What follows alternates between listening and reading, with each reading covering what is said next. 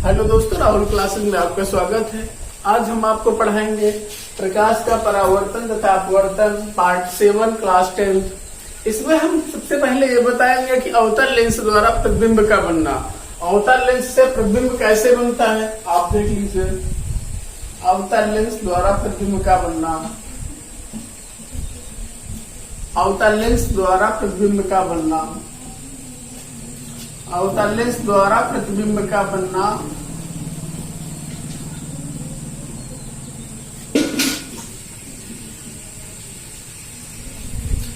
एक अवतल लेंस लिया, उसके सामने एक वस्तु AB रख दी, जिसके मुख्य अक्ष के समांतर चलने वाली किरण अपवर्तन के पश्चात फोकस से होकर जाती है।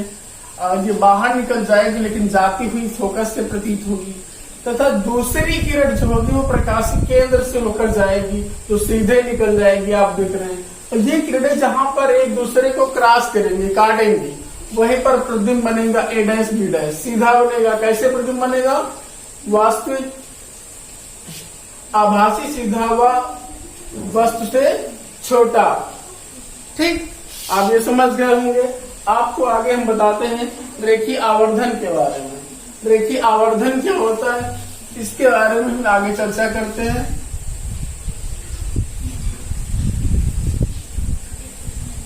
और आपको हम ये बताना चाहेंगे कि ये हमारा पार्ट 7 है। अगर आपने इसके पहले के पार्ट नहीं देखे हैं, पार्ट 6 वगैरह नहीं देखे हैं, तो आप पहले वो पार्ट देखिए, उसके बाद ये पार्ट देखिए, अन्यथा समझ में नहीं आएगा। और आप लोगों से हमें काफी प्यार मिला है, काफी हमारे सब्सक्राइबर बढ़े हैं। आप लोगों ने जो प्यार दिया है और आगे देते रहे, हमें उम्मीद है। ठीक है, आगे आप देखिए रेखीय आवर्धन।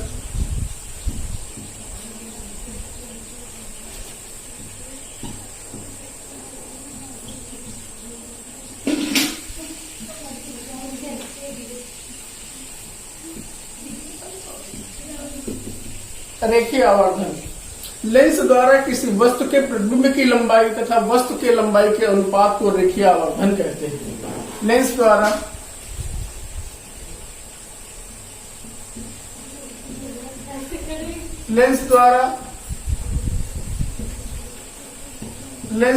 किसी वस्तु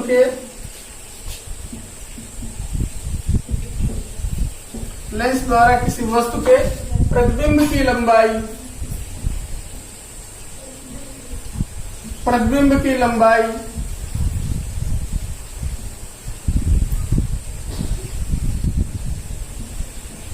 लेंस द्वारा किसी वस्तु के प्रतिबिंब की लंबाई व वस्तु की लंबाई के अनुपात को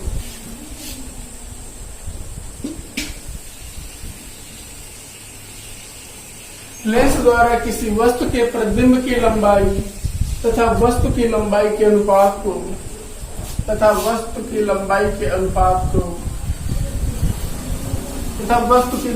के अनुपात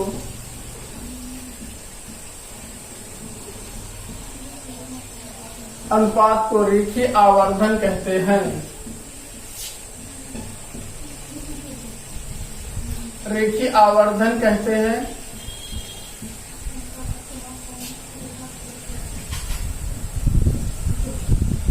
आप सब लोग सबसे पहले डिफिनीशन नोट कर लीजिए या स्क्रीनशॉट ले लीजिए। इसके बाद हम आपको ये प्रूव करके दिखाएंगे कि रेखीय आवर्धन क्या होता है, इसका फार्मूला क्या होता है लेंस के लिए।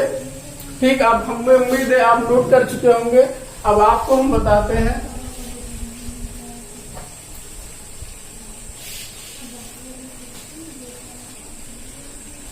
हमने एक उत्तल लेंस ले लिया। कौन सा लेंस ले लिया? उत्तल लेंस।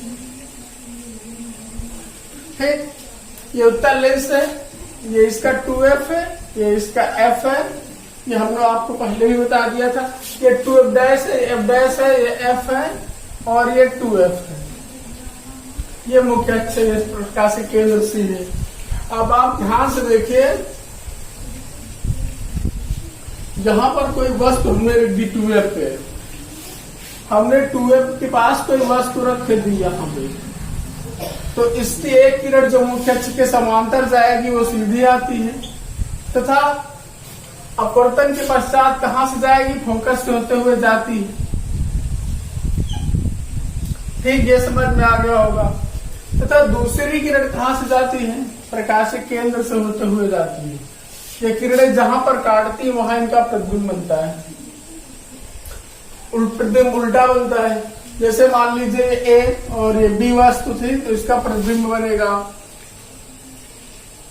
बी डैश ए डैश। ये समझ गए होंगे आप लोग, ये समझ में आ गया होगा।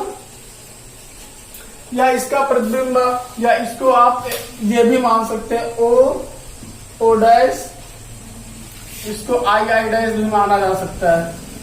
आप अपनी सुविधा के अनुसार जो मानना चाहें वो मान सकते हैं। ठीक, अब आपको हम समझाएंगे कि रेखीय आवर्धन के बारे में बताएंगे। माना कोई वस्तु ये है ओ डैश है, यहां पे हम लिखते हैं माना कोई वस्तु ओ डैश है जिसकी लंबाई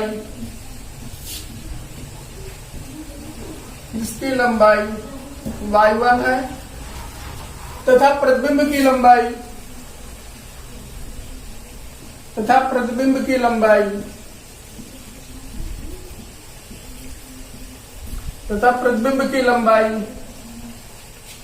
y2 है। इतना समझ में आ गया होगा। वस्तु की लंबाई मैंने y1 मान लिया और प्रतिबिंब की लंबाई y2 मान लिया। इतना समझ में आ गया होगा। अब दर्पण से वस्तु की दूरी, लेंस से वस्तु की दूरी हमने u मान लिया। लेंस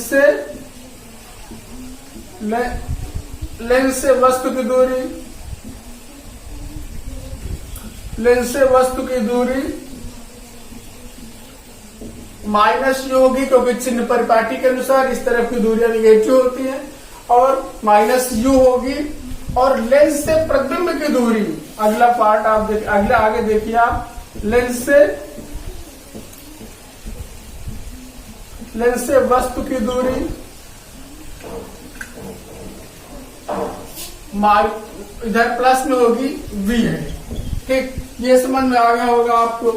अब इसको आप नोट कर लीजिए, उसके बाद हम आगे बताते हैं। ठीक है,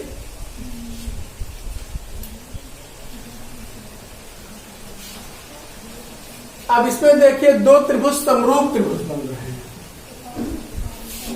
जैसे त्रिभुज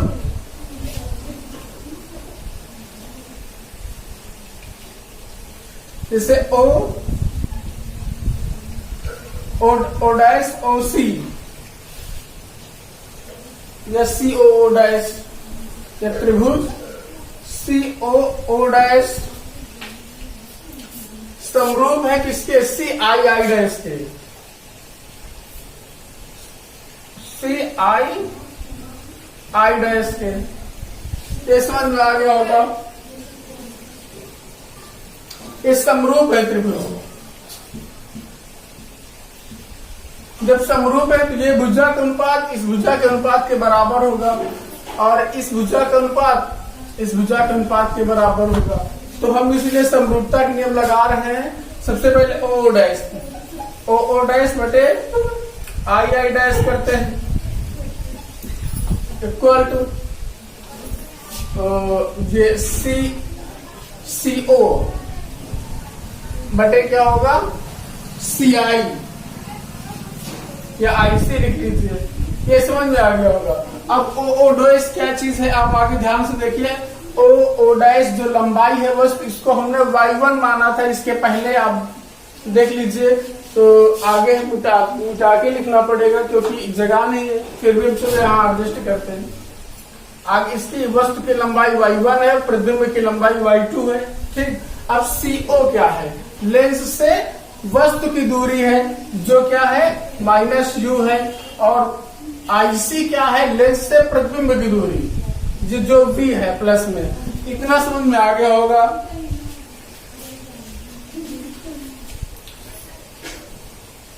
अब इतना समझ में आ गया होगा। अब इसको मिटा दे रहे हैं। अब इनको मल्टीप्लाई चाहे कर लो। y1 v आ गया बराबर माइनस u y2 आ गया। इतना समझ में आ गया होगा। अब इसको ये भी लिखा जा सकता है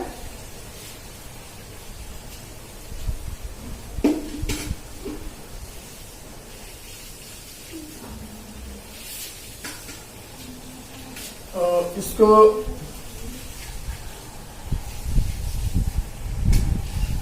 V अपान U बराबर Y2 अपान Y1 ऐसे लिखेंगे।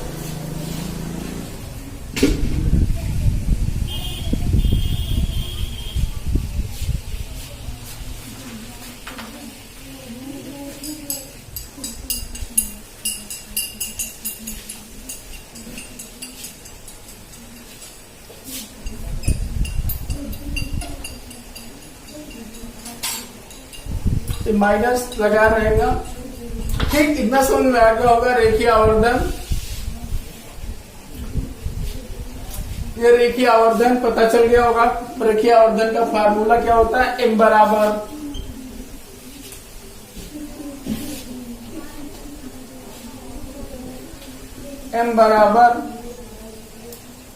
V अपान U बराबर Y2 अपान Y1।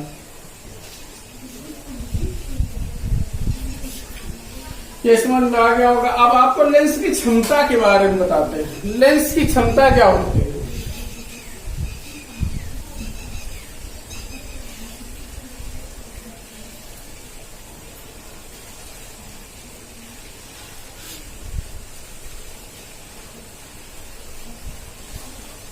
लेंस की क्षमता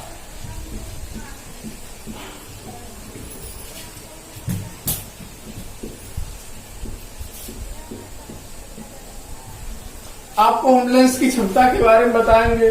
किसी लेंस की क्षमता लेंस के फोकस दूरी के प्रतिलोम के बराबर होती है। किसी लेंस की क्षमता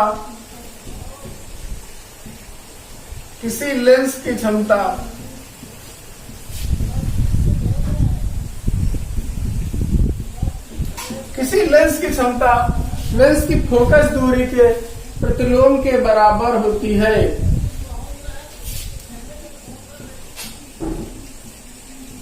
लेंस की फोकस दूरी के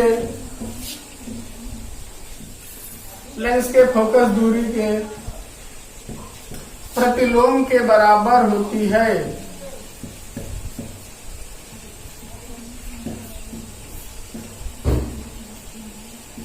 प्रतिलोम के बराबर होती है। आप समझ गए होंगे। इसका फार्मूला होता है P = 1/f। ठीक, आप समझ गए होंगे। अगर फोकस दूरी मान लीजिए, यदि फोकस दूरी कितना दी हुई है? 20 सेंटीमीटर दी हुई है, तो लेंस की क्षमता कितनी हो जाएगी? P बराबर 1/f। f कितना दिया? 20। ये मीटर में है। अगर ये मीटर में होती है ऊपर वाली, ये मीटर में है। इसको सेंटीमीटर में बदलने के लिए क्या करेंगे? 100 से गुणा कर देंगे। ठीक, ये हो जाएगी 100 यानी 100/20 कट जाएगा तो कितने डायोप्टर आ जाएगा? 5 डायोप्टर आ जाएगा। ठीक, अगर ये समझ में आ गया होगा। लेंस की क्षमता का मात्रक डायोप्टर होता है। और आपको बता दें, लेंस की क्षमता का मात्रक डायोप्टर होता है।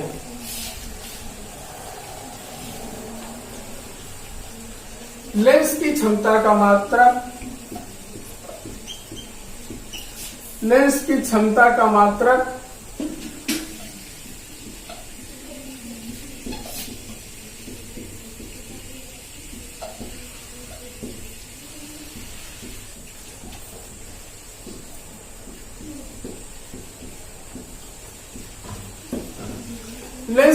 का मात्रक डायोप्टर होता है दोस्तों।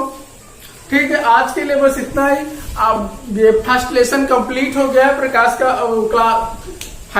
हाई स्कूल का 10th चैप्टर कंप्लीट हो गया है। प्रकाश का परावर्तन तथा अपवर्तन, और इसके न्यूमेरिकल बचे अगले पार्ट में हम सभी न्यूमेरिकल करवा देंगे। Thanks for watching. Please like and subscribe. हमारे चैनल को लाइक एंड सब्सक्राइब करना मत भूलना दोस्तों। थैंक्स।